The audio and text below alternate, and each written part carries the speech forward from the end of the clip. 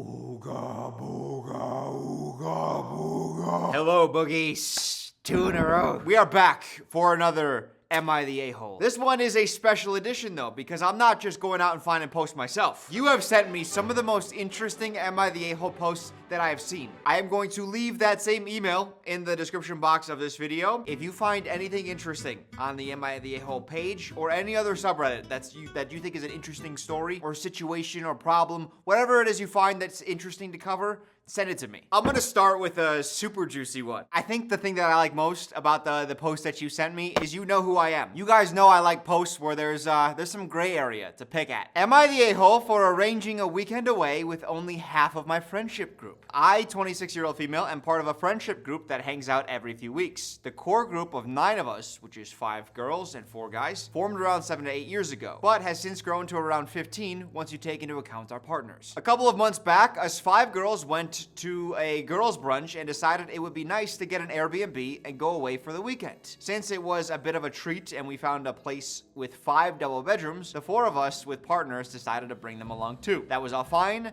We went away and we were having a great time. You see where an issue might come up? That was until I posted an Instagram story with the 9 of us in it. At which point, one of the guys in the wider group, we'll call him Tim, replied saying, "Thanks for the invite." Oh, ugh, passive aggressive, just little, ugh. Hey, I know. Just so you know, I know. That's what that message was. I see you went on vacation with us. Cool. I replied to him saying, sorry, but we'd booked it as a girls' trip. He then said it clearly wasn't because our partners were there too. He then added that it was disrespectful for us girls to go away and exclude the guys. I put him on mute, but told the others what Tim had said. At which point, my friend's partner, who I'll call Dan, and who gets on well with Tim, said he could see his point and that he'd probably be a bit put out in the same situation. He's a bit put out, isn't he? They're British. They're 100% British, right? These cows, which apparently is not offensive. So I'm just gonna throw out, I'm gonna call people cows if I think they're British until you guys find it offensive, like I do, okay? I will single-handedly turn the term cow offensive. Watch me do it. I am going to find a way to turn a word derogatory, is what I'm saying. This created a really uncomfortable mood and soured the rest of the trip. Well, that's what happens when you act like a cow. Can you moo for me? Can you moo? That's not how a cow sounds at all. I just realized I don't think I know what a cow sounds like. When we got home, I messaged him again and apologized if I'd upset him. The old, hey, sorry if your feelings are hurt.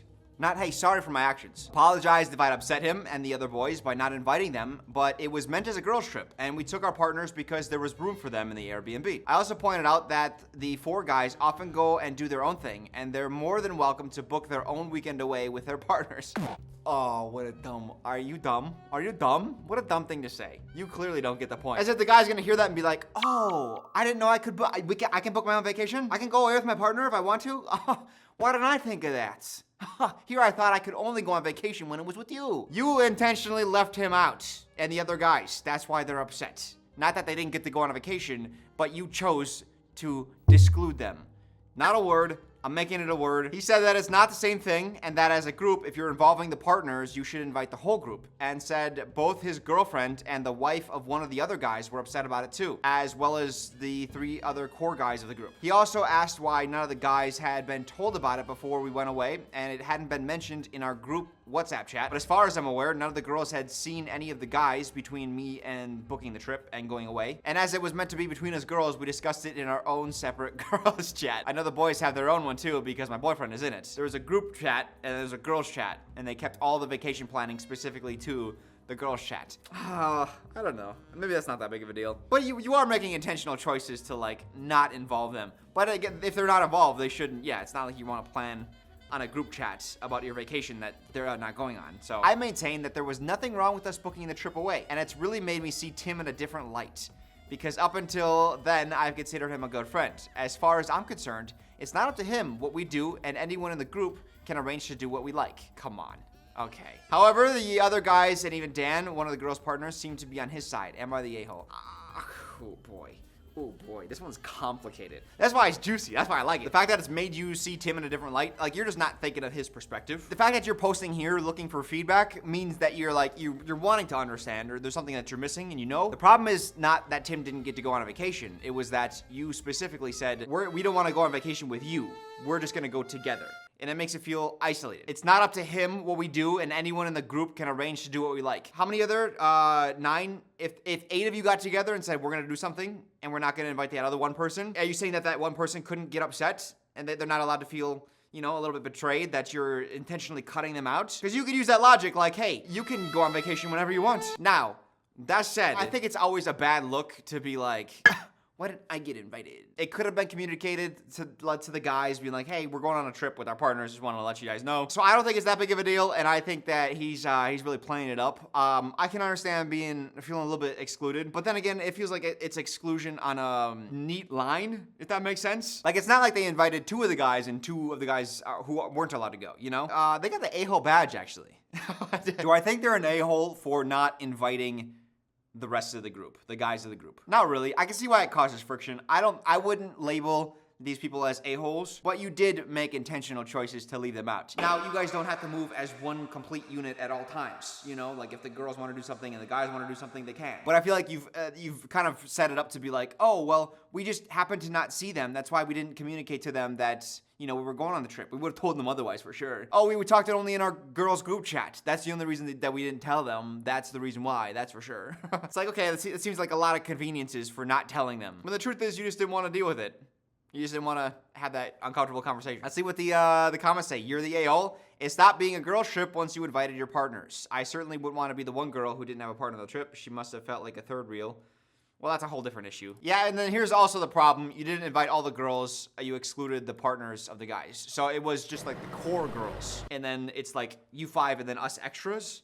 That wouldn't feel good. I kind of feel like you're not an a-hole for excluding, but anyone who wasn't invited is not an a-hole for feeling hurt that you didn't invite them. That is my decree. That is what I say. Am I the a-hole for socking my brother in the face? My brother, 29 male, came over last week to my apartment, 24, she's 24 female. He and I don't have the best relationship because our sense of humors are very different. He likes to make fun of people and thinks that's okay. And at dinner, he made a comment about how much I was eating. That's when I had enough. He was sitting right next to me and I socked him in the face. That's right, I threw Bombas socks right at his nose. It didn't hurt him because the socks are so soft and comfortable, and I've taken this way too far. This video is sponsored by Bombas. This video is sponsored by Bombas. Bang! You see that? Bang! Bombas. Some of the nicest socks you'll find anywhere. These socks say please and thank you. That's how nice they are. Why are they so nice? No toe seams. They have like really breathable fabric. These are made to be durable. The team at Bombas cares about longevity and quality. And you know that's the case because it's their mission to give back. That's their goal. And the way that Bombas gives back is they do a buy one, donate one kind of structure. So when you buy a pair of socks from Bombas, you're buying a pair for yourself, but you're also buying it for someone who's in need. They have donated over 140 million items to date. Bang!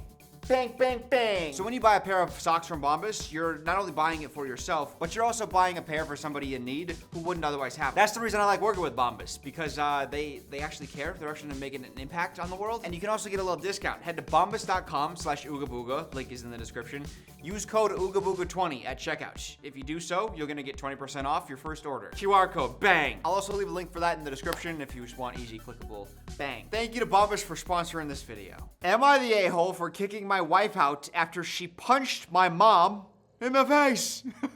My wife and I have been together for 8 years, and she just gave birth to our first and last baby 2 months ago. First and last. Why is it the last? Do you know that for sure? Up until my wife got pregnant, my mom loved her. I'm not sure what is wrong with my mom or why the switch happened, but after my wife got pregnant, my mom started being very clingy to me and started avoiding my wife at all costs. Told me that she wasn't excited about the pregnancy, etc. Weird. I threatened to go no contact with her when my wife was about 7 months along. About halfway through the pregnancy. The rest of the pregnancy probably wasn't that pretty either. And after that, she snapped out of it for the most part and stopped being so ignorant. The comments stopped 100%, though she was still clinging to me. A week ago, my mom, my sister, and my sister's husband, and my sister, oh Jesus. So his mom, his sister, his brother-in-law, and their daughter.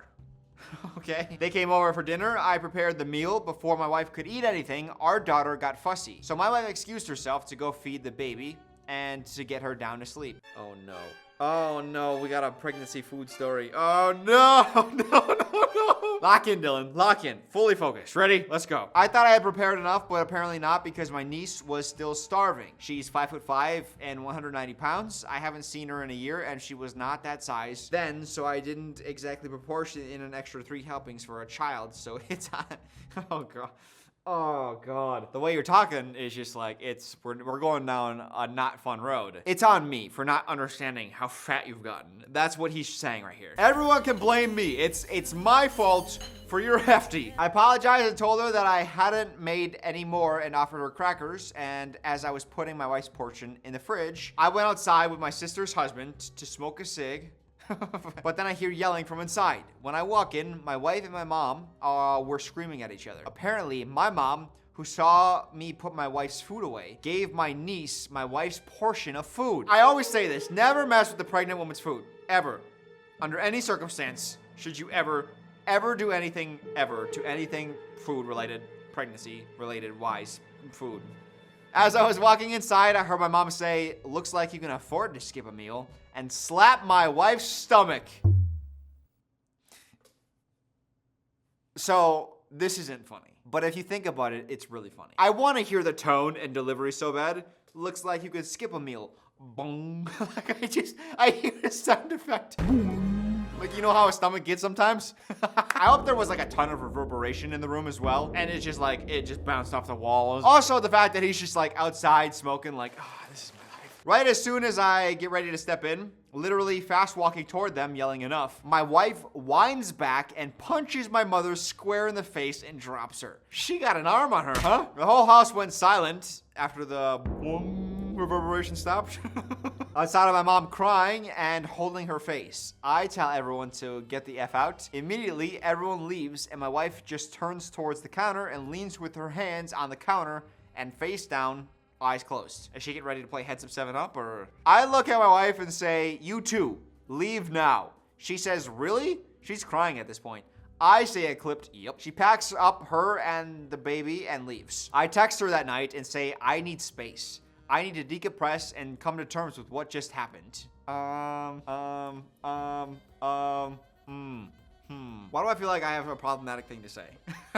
She doesn't respond. The next 5 days, I'm texting and calling and I get nothing. She shows up here today, 8 days later, and hands me divorce paperwork and my baby. And it says, "Here, you have a bit to hang out with her while I pack. We can work out a visitation schedule that is either at your place or my mother's until she will take a bottle." I told her that's not what I want. I don't want to separate. I just needed time to process her punching my mother in the face. She said, "You needing time to process gave me time to process the fact that I refused to be in this situation any longer." I defended myself.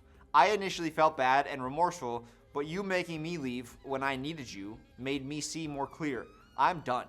I'm sorry for what I did, but there's no fixing this. My house feels so empty and I don't know what to do. Am I the asshole for making her leave after she punched my mom?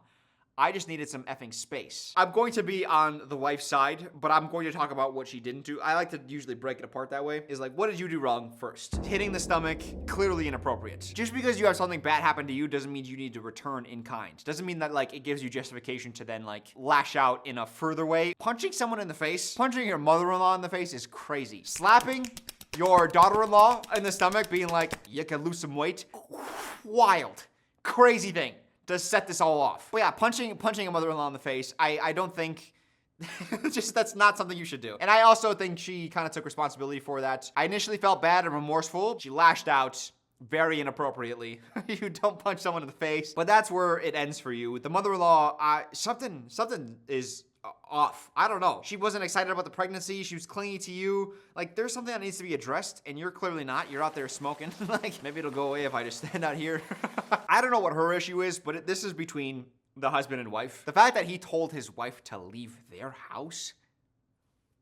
Homie, what are you thinking? It's a very great thing in society that we've kind of more normalized therapy and people recognizing their own emotions. However, kicking your wife out because I need my alone time, I need my alone space. It's not just your wife, it's your wife and your newborn child. How old is this baby? 2 months. Jesus. You don't get space in this situation, dude. You don't kick your wife and your newborn child out of your house. So here we go, ETA. For the record, I am team wife. My mom deserved it wholeheartedly.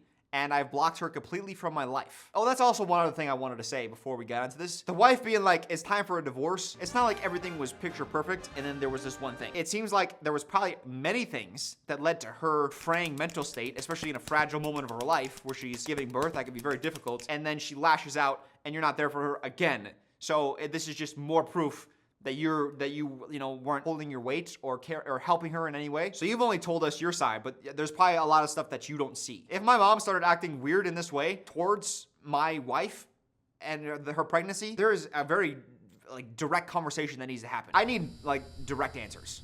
Like, what is up? After it all happened, my mom sent me a text saying, "See, I told you she was crazy. The fat cow doesn't belong in our lives." I truly just needed to process. Oh, here we go again, dude. Relax. He really busting it out. No, I was processing time. Process. Another edits. The reason why. My dad was stupid, Busey. I was Busey'd. My wife and brother also. Violence scares the F out of me. I clam up and get anxious around violence of any kind. Her punching my mom in the face triggered an anxious response, and I needed her gone in that moment.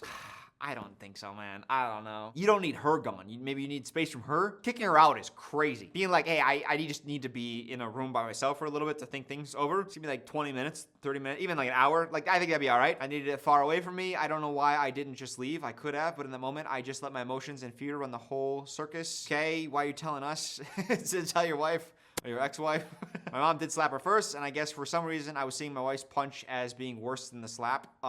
It's because it is. I mean, if it was a wind-up slap, that's a different story. But a punch to the jaw can break your jaw. A little tap to your stomach isn't gonna inflict any physical pain or physical repercussions. It wasn't a hard slap. I'll hear it. But my wife did kind of wince, looking back at it now. So I guess it was hard enough to. Okay. She was fine following, but my mom was bleeding. Split her eyebrow open in good shape. Okay, so yeah, that that is different. So to recap, you allowed your mommy to verbally abuse your pregnant wife for months. Was she, or did she avoid the wife? You stood there while your mother insulted and punched your wife in the ass. Well, no, hold on. Ugh, I hate when people do this. You can still recite the facts without extremalizing them.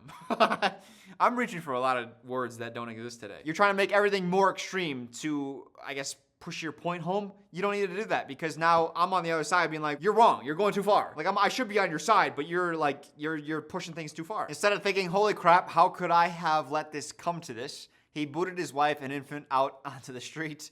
I can't see that there's any coming back from this. Yeah, that's the crazy part is he could have left. I do think women want strong leaders, They want someone who could, be like, let me take some responsibility. Let me help out. Let me figure this out. Instead, it's like, no, you go. I need time for me. You weren't one of the two direct parties involved, so it feels like if anyone is going to be the arbiter of the situation to figure things out, it should be you. Crazy thing, man.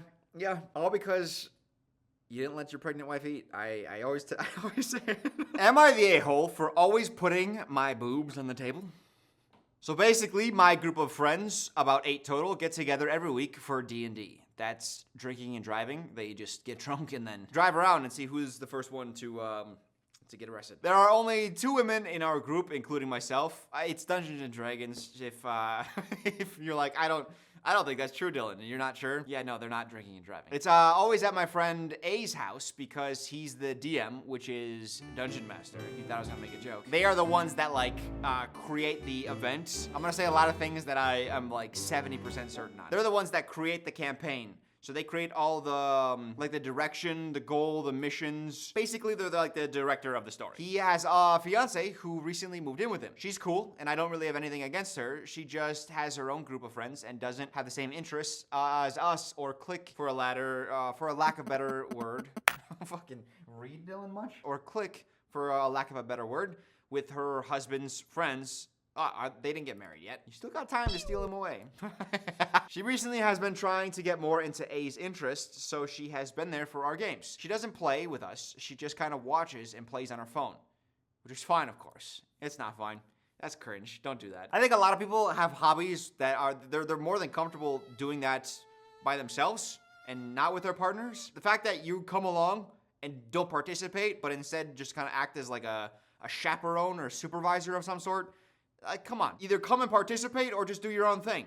but just kind of sitting there awkwardly. It's just, it's weird. A has a table that he sets up specifically for the game, one with a recessed middle so that we don't have to put away our stuff at the end, and he just puts a leaf over the top to protect it. Because of that, in order to move around your character, you have to lean forward or stand to be able to reach. Now, I have biggies. I'm like in my late 20s, 5'4" and 155 with H cups. I assume that's very large. Because people are like D, double D.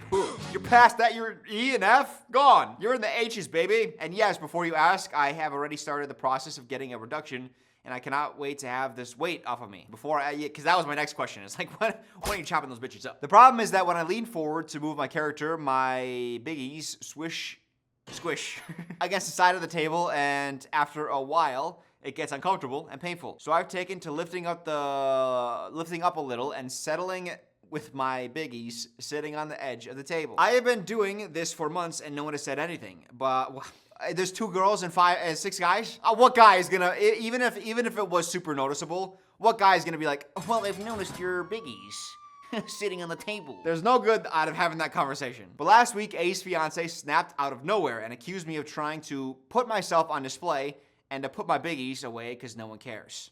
Well, guess we found out why she's coming to these sessions. I was shocked and didn't know what she was talking about at first. Neither did anyone else until she pointed at my biggies and called attention to what I was doing. She literally wanted to be there to supervise. That's what she wanted, to make sure nothing was awry with her fiance. Like I said, if you want to go and participate because you're interested, then that's great. But if you come and you don't care at all, and you're just there as like a presence, like, that doesn't feel, no one feels good about that. She got really upset and caused a scene, and we ended the night early. She's still mad at me, and what if it's part of the campaign? Evil witch comes and attacks your party. What if it's all part of the Dungeon Master's plan? He's going like meta, like he crossing over between worlds? She's still mad at me and doesn't want, why is she upset?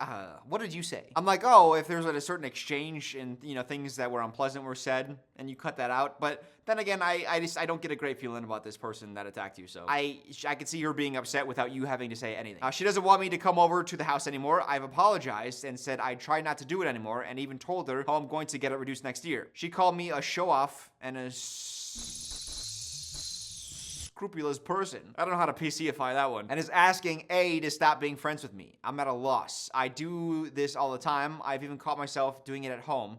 Oh, yeah, okay, I'm putting him on the table. Yeah, so clearly you're not the a-hole. We are dealing with insecurity. We are dealing with jealousy. This is so not a you problem. Let me give a little charitability to this woman, this fiance. I could understand feeling maybe a little bit jealous, or you might be a little bit worried that your boyfriend, who has like a great passion. Like if you're into D&D, you're probably very, very passionate about it because it takes up a lot of time, a lot of energy, and it's a tight-knit friend group, and you kind of feel discluded from it. So I can understand maybe being a little bit worried, but the way that you're going about that is not right. First of all, you just need to have trust. It's the backbone of a relationship. A good relationship. You gotta reflect inward. Because you know what's gonna happen. Your insecurity is only gonna drive your fiance away from you. Otherwise, you're in for a miserable marriage, the both of you. As for the person posting, yeah, no, you're chilling. That's clearly like a Trojan horse into kicking you out of the group. And to be honest, the other girl, she's probably not far behind you. She's gonna be 6 guys doing this by themselves if the fiance gets her way. Am I the a-hole for not going to my boyfriend's granddad's funeral because my boyfriend didn't wear underwear? Freeballing it at a funeral, baby. Freeballing it at a funeral sounds like a Midwest emo band. So she is 23, female. Boyfriend is 27, male. 4 years. He doesn't wear underwear ever, and hasn't since he was a kid. He doesn't even own any underwear. Oh my. I always wear underwear, like at all times, even in the shower. No, the shower is the one time I'm not wearing underwear, but like I never free ball. And then one time I was about to get in the shower, and then I realized, oh, I forgot to take something out at a different place in the house. And I didn't want to happen to pass any windows and have an issue, so I put on my shorts and took care of it. And as I was moving, I was like, this kind of feels nice. I'm not saying I agree with whatever this guy's about to do. I understand the feeling, and it feels pretty great. It feels like resting your biggies on a table. He thinks underwear is uncomfortable and restrictive. It can be supportive and reassuring, like a cradle. At the beginning of our relationship, I encouraged him to try different styles and cuts and sizes of underwear, but he was very adamant that he tried all the types of underwear, and it just wasn't for him. It hasn't really been an issue in our relationship. I was worried he'd smell bad because of it, but he's actually a pretty clean guy and washes his clothes regularly and stuff. Recently, my boyfriend's granddad died, and my boyfriend was obviously distraught. I was very supportive, but on the day of the funeral, he got dressed like normal, no underwear. And when I told him I wasn't going unless he wore underwear, he thought I was joking and told me that I was harping on about nonsense to a grieving man. He reminded me that he didn't have any underwear. We were a 2-minute walk away from Primark, and I offered to grab some for him, and we were staying with his parents and 2 brothers, so he could have borrowed a pair off them. No. You can borrow shorts, you can borrow a shirt. You don't borrow socks, you don't borrow underwear. There are certain rules, lady. Offering that as a solution kind of makes me think you're the a-hole. I told him it was disrespectful to not wear any underwear to a funeral. Is it disrespectful to not wear underwear to... As long as you're not, like, showing up in, like, swim trunks or something. Unless it's, like, a beach-themed funeral. We should theme funerals. I feel like that's an untapped industry. Why? Funerals, I understand they need to be sad a little bit, but maybe we should have them at a beach and have a luau afterwards, and we all wear swim trunks and catch some waves. He said it was fine because he's in his own suit and not a rented suit, and no one will be looking at his crotch, but it made me uncomfortable, so I didn't go. When he got back, he was pissed off at me and gave me the silent treatment. So now there are 2 people in this story giving someone else the silent treatment. His parents were angry at me, too, and told me that it was such an inappropriate thing to think about at his granddad's funeral. They also don't believe that he doesn't wear underwear, and that I let down my boyfriend when it mattered most. How do you not believe that? He hasn't worn underwear since he was a kid. Did you make him do his own laundry growing up? Maybe. And if you notice, like, hey, where's little Johnny's underwear? For years you didn't notice? It's been a week and I'm back at our place while my boyfriend is still with his parents. I'm feeling a bit guilty about all of this. But am I the a-hole? There are certain times in a person's life where you put aside your anger, your disappointment, your desire for them to wear underwear because they are going through something. I don't care if you had like a knockdown, big brawl fight about something. Not physical, like just a verbal fight. You put that aside and you go to the funeral. If you have a problem with him not wearing underwear and you want to set that as like a, hey, wear underwear or I'm out of here, like I'll be on your side. To choose 4 years later to enforce this at the most inopportune time. Your judgment has to be so skewed. Why would you think now is the appropriate time? You're the a-hole? Wow, you were just lying in wait, waiting for the right moment to strike like a viper in the grass, weren't you? What? Are you about to imply that she was waiting for a moment for him to be vulnerable emotionally so that she could break him down about his underwear usage? 4 years and it's not so much as an issue in your relationship, but the moment your boyfriend has been hit hard and you see an opportunity to force the matter, you issue an ultimatum. Yeah, okay, you are implying that. When he's at his lowest, with a girlfriend like you, who needs enemies? I think you're maybe taking it a little too far. Because, if you're going to a funeral, some people have a little bit more rigid standards, and like freewheeling it at a funeral, it's a little bit crazy. You know what I mean? Well, you're making me defend her, you asshole. You're the a-hole. Am I the a-hole for not giving who's to my boyfriend? We have been dating for some time now. We haven't had smoosh till now, but he keeps asking for news. I gotta find a different way to say that. We're gonna call them newsies. He keeps asking for newsies or whatever picture satisfies him. Honestly, I don't love my body. I'm kind of chubby. So I give him pictures with clothes, if you can understand. But he says I have too many issues. Everything is according to my choice. I don't respect his needs. I don't trust him. Believe me, I do trust him. But newsies aren't really my thing. I'm very confident.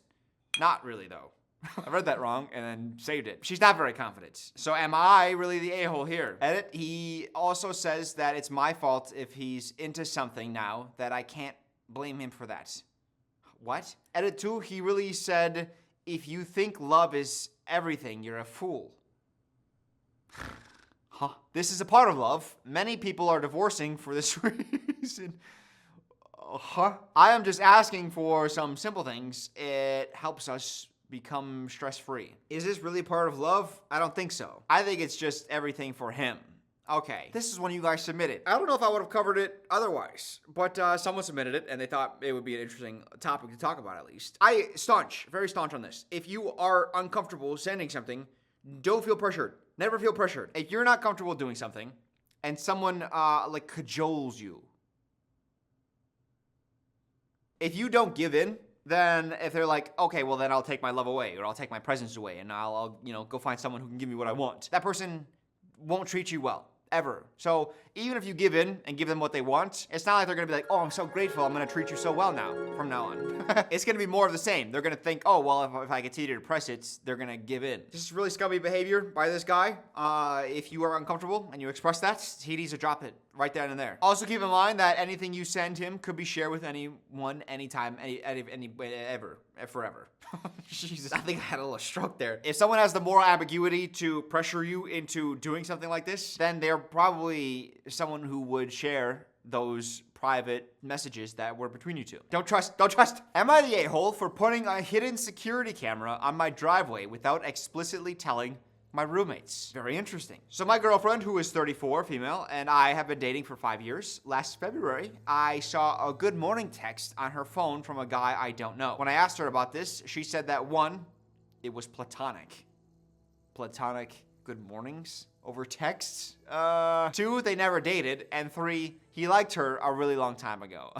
Okay, you have many fears now. When I asked her if I could see her phone, I learned that this thread has been going on for months, somewhat irregularly, and that he had confessed his romantic feelings a couple months ago. Well, that contradicts number 3, doesn't it? So when he confessed his feelings, he also asked her to come over. After her initial response, my trust is broken. So he doesn't know, because it was months ago, he doesn't know if she went over. But if he's texting her good morning after confessing his feelings, he probably wasn't shut down. Yeah, that's a breakup, dude. Going forward, she says she wants to be with me, and I want to give her the opportunity to earn back my trust. The way you framed it made it seem like you weren't sure what happened. But it seems like it's very clear a good amount of cheating has gone on. I will never know if her relationship with the guy went beyond text. Oh, brother.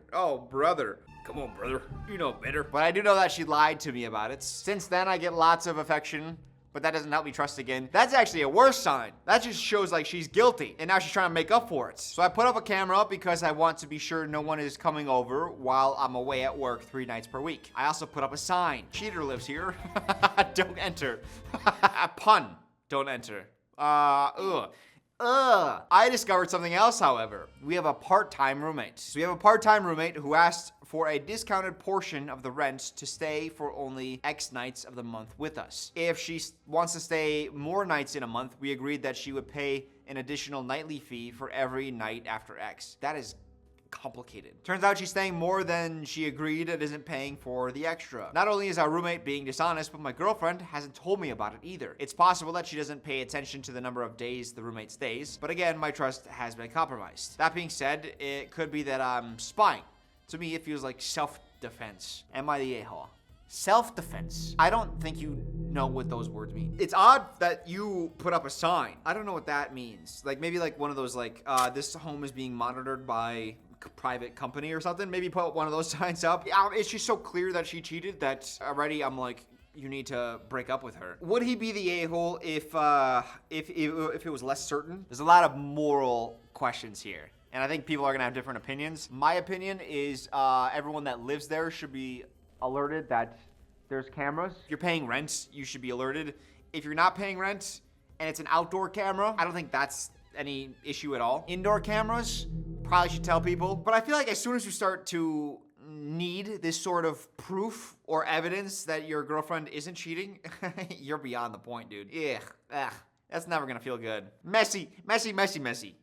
Comments? I think once you reach the point of surveillance, the relationship is over, so is there really a point in deciding who is or isn't the a-hole? What exactly did she lie about? She responded that it was platonic, they never dated, and he liked her a really long time ago. If you think months qualifies for a really long time ago, then you're being dishonest. I guess what constitutes a really long time is subjective, but other than that, did you read anything that she wrote that makes you feel like it's not platonic to her? If another guy is sending your girlfriend good morning texts, unless it's her father or it's like a really, really good friend and you know there's nothing between them. Even then. I don't know, dude. If it's to the point where you feel you need to conduct surveillance, is it even worth it? Even if it shows nobody is coming over, it likely won't resolve your feelings of mistrust. That's true.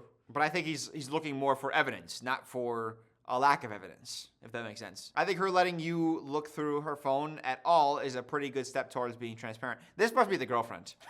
Just a really long time is actually subjective. That could actually mean hours to some people. Some people just have like different readings of time. She also lets you look through the phone. That seems pretty great. If you don't want her, I'll take her. I'll marry her right now on the spot.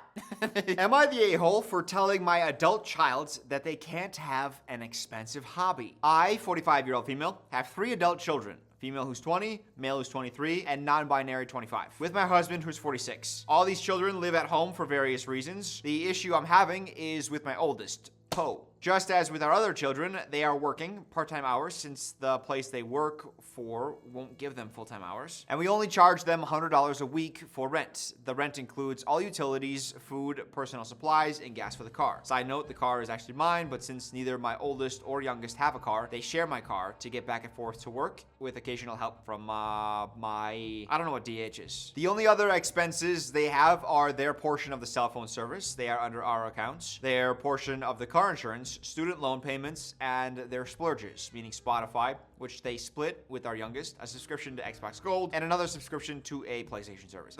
They put splurges in quotations because I don't think that's really a splurge. Here's my problem. They enjoy LARPing. LARP is live action roleplay. This was something popularized by the Paul Rudd movie. So they all get together, costumes, wizards, knights, forces, battle, evil, violence, not violence, combats, safety measures. It's kind of like Dungeons and Dragons, but like more physical. They sort of live action Dungeons and Dragons. I said that, bitch. What a fucking cow telling us this, huh? However, LARPing can get expensive, well over $100 per event. I don't know what that means, over $100. The oldest owes them $350 in back rent due to us not charging them rent when they weren't working at one point. Now, I enjoy LARPing as well. We got a mom LARPer? When I'm stereotyping in my mind, I am not seeing mom LARPers. She also plans to go to next month's event. They started talking about how they're looking forward to the event and how they'll just ride with us. This didn't sit well with me since they owe us money and would be losing money from not working an entire weekend, and they don't even work every day of the week. So they usually work weekends, but they're not gonna be able to work this weekend because of the event. And on top of that, they still owe the parents. I want to tell them that they can't go for these reasons, but I know there will be a lot of backlash. Plus, they might end up going anyway since they have friends who are going and would give them a ride. We already have somewhat of a strained relationship, and they rarely talk to me unless it's about themselves. Oh, okay. We found a problem. They tend to either shut down or explode at me if I say anything that comes across at all criticizing. I have told them that they can't go, and I will put restrictions on them, like allowing them out of the house, even to see their friends, except for work and medical appointments. I've already banned them from using the car for anything other than those. Okay,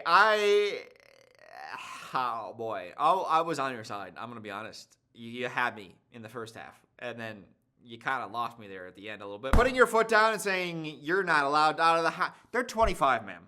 Okay? They're allowed to go out and see their friends if they want to. You at best need to think of yourself as a landlord where it's like, if you can't pay, you get kicked out. Those are adult rules that adults are held to, standards, right? The fact that you have 3 children who are all living with you at the same time in their 20s, not a great sign, okay? I'm just gonna say that right now. I do think that America, the whole like, hey, you're 18, you're an adult, get out, go. Go. Make a life for yourself now. I think that's a little too rigid. So I don't think having a child in your 20s being still in the nest is necessarily a bad thing. But the fact that all 3 are there with you at the same time, yeah, they're all working part-time. None of them can even get a full-time job. That's not a good sign. From a parenting perspective. And that takes me kind of to this, where it's like, we don't talk unless it's about themselves. They tend to shut down or explode at me if I say anything that comes across at all as criticizing. You need to learn how to communicate with your children better, it seems. This is what it's really about. It's not about $350. One weekend of work is not gonna change their lives, right? This is where a lot of parents diverge and they make their own choices. Some people let their kid hit rock bottom. Some people will say like, you're out, you're on your own, you're in your 20s, like, you gotta figure things out for yourself. Like, we'll be here to help you and support you and be there for you, but we can't do everything for you because if you continue to, then nothing's gonna change over the next few years, and then they're gonna be in their 30s, and it's gonna be the same story. But either way, the way that you communicate and the relationship that you have right now, you find a way to fix that, right? Don't like worry less about the money and worry more about repairing the relationship and trying to help your child live a good life. You're the a-hole is the top comments. Oh yeah, locking them in the house. Like that's so dumb. They are an adult and some things you simply don't have a say in, whether they live with you or not. That's controlling as hell. But the other side of the coin is true as well, where the parents are like, hey, you gotta get your life together. We're cutting off helping you. Like, it's time for you to put your big boy pants on and go do it. There was a time when I moved to Los Angeles and then that didn't work out, so I went back and lived with my parents for a few months. I know my brother and my sister either moved away and then, coming back before like finding a place, my parents are like, yeah, come stay with us. But it's always a short-term solution. It's not like a long-term, like you're gonna stay with us forever, which this I feel like can turn into if you just let it be. 4.3 thousand upvotes. Am I the only one who thinks charging a child $350 in back pay for living with you for free for a few months while unemployed if you're not struggling is petty too? Yes, you're legally entitled to demand it, but the child is also entitled to leave you in a nursing home and never visit you when you get old. That's not how family, or at least my immigrant family, acts. If you fall on hard times, your family's there for you to pick you up and they don't demand things of you, that's great. But when you fall on hard times and your family's there to pick you up and then you just stay not picked up, you don't get back on the horse, that becomes a problem. So it's not really about the $350. But I think she's more upset that like, hey, my children need to get their lives on track. Am I the a-hole for wanting to kick my roommate out before he may need knee surgery? Late last year, I, 36-year-old male, went on a date with a guy whom I quickly realized I was not compatible with, but I was open to friendship. Usually that's just like the line like, hey, I didn't feel any romantic connection, but I felt more of a friendship connection. Usually you don't actually turn that into a friendship, right? Am I weird here? That's just the excuse you give, right? He was going through a rough patch because he was an immigrant from Turkey. We live in the US, and he had injured his knee at work. He was stressing out because he was worried he'd have to go back to Turkey. His whole family was there, and he didn't have anyone here to help him. And he could be separated from his dog, whom he really loves. I felt bad for him because I could imagine how I feel in that situation. I'm also a huge animal lover, so I understand the fear of having to give up a pet and not knowing if they're going to a home that will give them the love they're accustomed to. He was also stressing because he had whittled down his savings accounts while living in the US. I figured I have a spare bedroom in my home, and since it'd only be for a few months while he recovered from knee surgery, I'd be a good person and pay forward all the great things I have in my life. A little bit of a red flag there, let's keep going. When we first moved in, he was on crutches. He wasn't making up the story about his knee. I saw the x-rays and took him to surgery. I haven't told him this, but the several weeks post-op were pretty difficult for me. I took him to his appointments and brought him back. It was an hour drive each way, and I had to take the day off of work. I had an 85-inch TV in my living room, so we rotated my couch so he could lay on it and watch TV, play video games, etc. while he recovered. Why is the size of the TV relevant? I just want to let you guys know that I'm not watching any stupid like 65-inch TV. Gross. You think I'm at that level? No, I got 85. Ultra HD, baby. High definition HDR. I hated it because usually I like my house to be in order, and during this period it was in complete disarray. But I kept telling myself it'll only be for a few months, and then he'll be on his way. Just a few months. Also, because he had to avoid putting weight on his knee, he couldn't shower, so the smell started to get intense. It hasn't fully dissipated all these months later. I understood at the time he couldn't help contribute to the chores because of his recovery, and I knew he couldn't afford to help with the bills. But it was supposed to be only for a few months. Eventually, he healed enough to begin going back to the gym and taking his dog for a walk. So finally, I figured, oh good, since he's not helping with the bills, maybe he could start helping with the chores. But boy, I was wrong. He would wash his own dishes, but if I had left a plate in the sink, he would just move it out of the way. His dog's hair also started fully coating the bath mats. I would ask him to clean it. He would, but only when asked. I started just throwing them to the side because I hated getting out of the shower and getting dog hair stuck to the bottom of my foot. I'm a cat person. Oh, you're the a-hole? Gross. He would cook and not wipe down the counters or stovetop. I'd find droplets on the floor in the kitchen. Jesus, dude. So he's just upset because he's letting this guy stay here for free and he's not helping with anything. Finally, earlier this week, he sent me a picture of a note from his doctor saying he may need a revision on the surgery because there is still a tear, and I finally lost it. Politely. Nice. I explained that the electricity bill was $800 the previous month. That damn 85-inch TV, maybe you should downgrade. His dog screeches and howls when I try to sleep, and I work 2 jobs, so I can't keep up with the housework. He starts guilting me that he only has a little bit of money that he needs, but he can try to scrape some together. Then I told him it wasn't about the money. It's about the fact that he's home all day and doesn't do enough to keep the house clean. He then gets indignant and claims he does clean my dishes, but he's only done that a handful of times. I've cleaned his more often. That he's the only one that cleans the bathroom, but he was... No. So the roommate's basically being like, no, I am helping out. You don't help out. And the guy's like, no, I do help out. So there's an argument. He moved in December of 2023. It is almost October of 2024. We're coming up on a year. It was only supposed to be a couple months. He did pay for a cleaning service to come twice, but that was it. He sent me $100 in February for gas lunch when he was in surgery. Well, that's nice. He's trying to give back at least a little bit. And yes, I'm aware of my people-pleasing, conflict, avoiding ways are partially to blame here, but I do worry if I tell him to leave that he'll end up having to surrender his dog and to go back to Turkey. I don't want that for him. I actually wish the best for him, but I feel like I'm being taken advantage of at this point, and I just want my home back. Am I the a-hole? This post only has 7 upvotes and 40 comments, so, like, you guys found this one, and it's a pretty good one. I think that people-pleasing thing, and like, oh no, I wanna be a good person, but like not wanting to endure the things that come with that, it's kind of funny. The guy willing to Venmo you money unasked for because he feels like he wants to contribute, and hiring a cleaning service, those sorts of actions tell me like he's trying. You know, it's not someone who's just like, oh, I'm gonna mooch off you and I'm gonna continue to take. I think you don't like that he's in your space for this long. You wanted to help him out. You've gone above and beyond, and it's like sunk cost fallacy. I've helped him for 10 months. I might as well help him for 16, 24. And this is why, when you don't have a romantic connection with somebody, hey, I think we should just be friends. Never talk to them again. You're the horror story, all right? You think you can be friends? They're in your apartment with a broken knee, eating up your 85-inch television screen time. You kind of have to, on the outset, be like, it's just going to be a couple months. Like, I can't. Beyond that, you're gonna have to figure it out for yourself. So when the time comes when they need more, like they'll have that in the back of their head, like, I can't continue to live with them for free. I'm gonna have to figure something else out. And he's not gonna be homeless. He's got family back in Turkey who are willing to, you know, take him back in, and maybe they'll go LARPing with him once his knee is better. There aren't many comments, but let's see what the comments are saying. Not the a-hole. Staying for free in Cali is quite the privilege. Don't feel guilty. You've given him 10 months that he wouldn't have had otherwise. Let him start working on his next steps. Yeah, I would say the same thing. That last part where it's like, hey, it was supposed to be, what, 3 months maybe? Recovery time, back on your feet, literally, and now you can go back to work. You can get your own place again. You could also help him out by being like, hey, I'll take your dog for a while. If you go back to Turkey, I'll hold on to your dog for a good amount of time. And that's his one fear, is like losing the animal. Am I the a-hole for refusing to pay for my niece's wedding after promising to cover it? So I'm a 35-year-old guy. I have always been close with my older sister, Emily, who's 38, and her daughter, Lily, who's 22. Emily had Lily when she was young, 16, and since she was a single mom for most of it, I've always tried to help out where I could. Over the years, I've paid for Lily's summer camps, her college applications, and even her first car. I did this because I love them both and I want to support them. A year ago, Lily got engaged to her long-term boyfriends. When they announced the engagement at a family dinner, I said I'd be happy to help with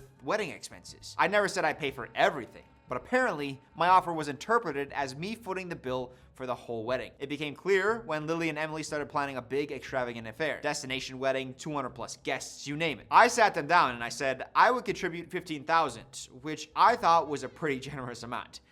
As the uncle, that's very, very generous. But they both seemed really upset. Lily said, I promise, in quotations, to pay for the wedding, and Emily backed her up saying I always supported them, and this was the least I could do. That's always a pet peeve of mine, is like, someone saying you promised. To me, promises are sacred. Like, if you promise something, you come through 100% no matter what. Promise, or you have my word. You don't not come through. So when someone says like, oh, you promised, it's like, unless I say I promise or I give my word, then it's not a promise. Maybe it's a semantics thing. It's important to me, at least. There's a difference. There's a difference. I contend there's a difference. Apparently, they were expecting I would cover $50,000 more, possibly more. That's what that plus is. I told them that that wasn't happening and $15,000 was all I could give. Now, here's where things get worse.